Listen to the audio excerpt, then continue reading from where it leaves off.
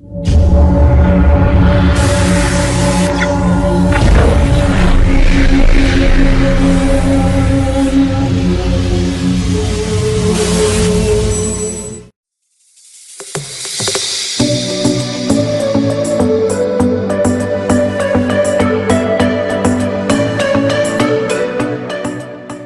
consider me dead for a long time.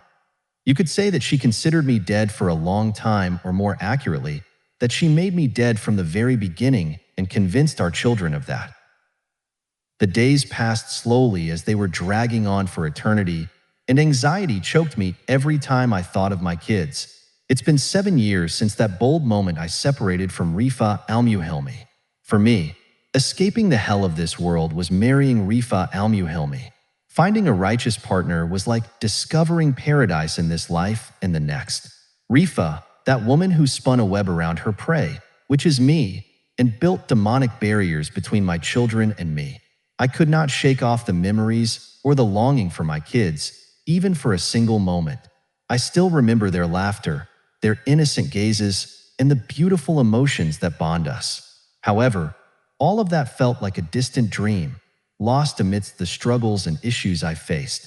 I found myself asking every day, where are my children? Throughout those years, I tried to reach out to Rifa, not only because I loved my kids, but also because I wanted to give them the support and warmth of fatherhood. I called her countless times because I was sure her influence on them was terrible, and with each call, my heart was filled with hope for their return, despite everything I had suffered because of her. However, she was as cold as ice, unyielding in her feelings, always making accusations and lies that underscored her conditions for our reunion.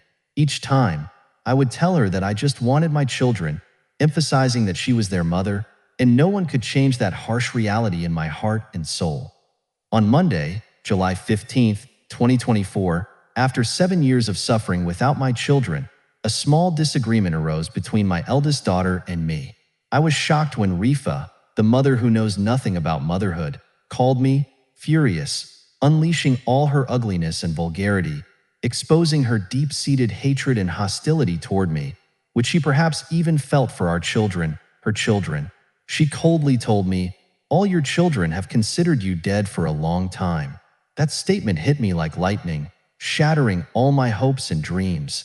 Her vile emotions and bitterness were laid bare. I hung up the phone, but moments later, she called back and apologized. Her underlying malice and hatred for both our children and me became evident. Is there any law on earth that permits such hatred and animosity? This question has haunted me since the day I arrived in America. If you honor the ungrateful, they will rebel. And sadly, that's exactly the reaction I got from her, her family, and her friends. My intentions toward them were sincere, yet they treated me with nothing but malice and deceit. Ironically, she has a status on WhatsApp that reads, "My children are the most beautiful thing in my life. May God keep them safe for me and bless me through them," while simultaneously claiming they consider me dead. Such words are devoid of sincerity and meaning. As a wife, she never supported me in goodness and righteousness and never understood that obeying one's husband is a sacred duty in our religion.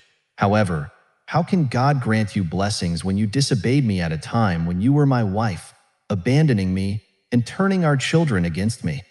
One instance that showcases her devilish thoughts and buried hatred occurred when she asked me in front of our court lawyer, "Are you going to kill me?"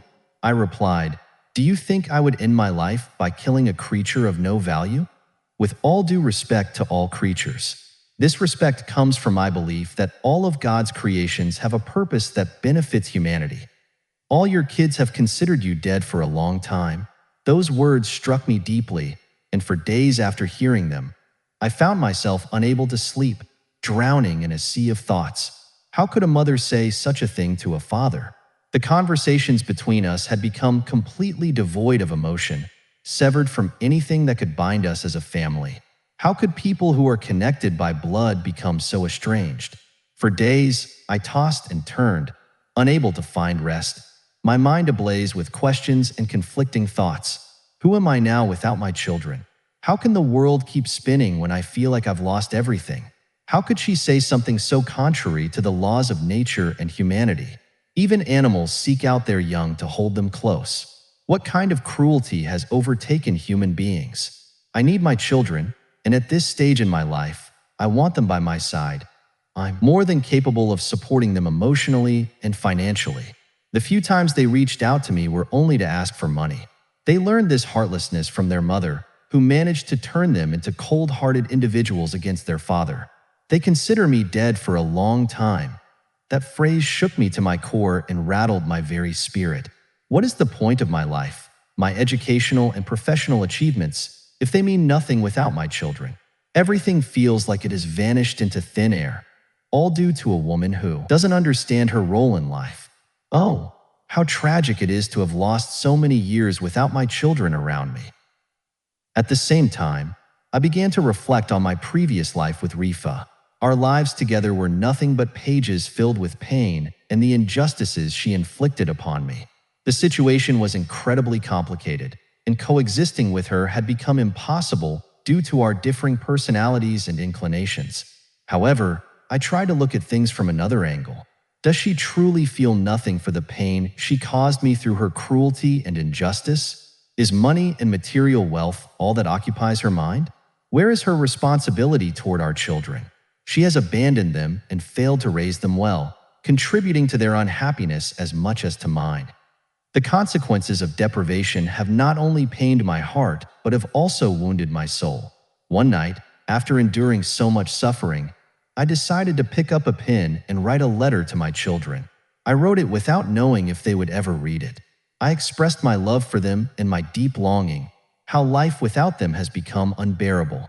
I explained how much I missed their laughter, their affection, and the warmth of having them around, and that I would do anything to have them back in my life. I raised my letter to God, hoping it would somehow reach them. I knew the road ahead would be difficult since Rifa had built barriers and obstacles between us. However, I held on to hope. Everything in this life can change, and I would continue to search for them. I would stand against anything that stood in my way until I could reclaim my beloved children. In the end, I realized that I needed to have faith in God more than anything else. I had placed all my hopes in His hands, and the desire to reunite with my kids kept me going. Despite the pain of separation, my heart remained focused on reconnecting with those who mean the most to me. I would keep trying because I am a father, and I will remain one until the end. This is a message from a broken-hearted father, written with tears, in the hope that it will someday reach one of my children and let them feel my sorrow and the ache in my heart. Dear beloveds, it has been so long since I last saw you, since I held you close with a father's love that has never stopped longing for you. Every moment that passes makes the sorrow of our separation swell in my heart, and my dreams are filled with visions of you, of your laughter and play that I miss more than anything else does. I want you to know that I am always with you, despite the distance that separates us. You are a part of me, and I will never forget the times we shared and how your laughter brightened my life. I promise to do everything in my power to be by your side again, to embrace you, to gather with you, and to celebrate our time together. I miss you deeply and pray sincerely that God brings us together soon. Remember that my love for you never dies, and I am always here for you. With my eternal love, your Father, who loves you more than anything in the world.